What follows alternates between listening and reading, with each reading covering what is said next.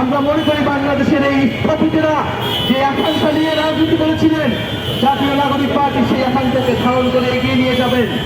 প্রিয় সংগ্রামী উপস্থিতি, এই মুহূর্তে আমাদের করণীয় কর্তব্য ঠিক করতে হবে। শরীফ ওসমান হাদির গুলিবিদ্ধ হওয়ার পর এটাকে খুবই সহজভাবে দেখা যায় বিষয় নাই।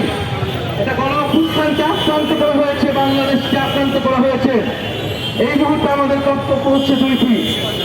প্রথমত, আমাদের নিজেদের নিরাপত্তা নিজেদেরকে নিতে হবে। জনগণ বাদে আমাদের আর কোনো নিরাপত্তা বাহিনী নাই। পুলিশ প্রশাসন যদি ব্যর্থ হয়, আমরা আমাদের পাল্টা আঘাত চালিয়ে যাব।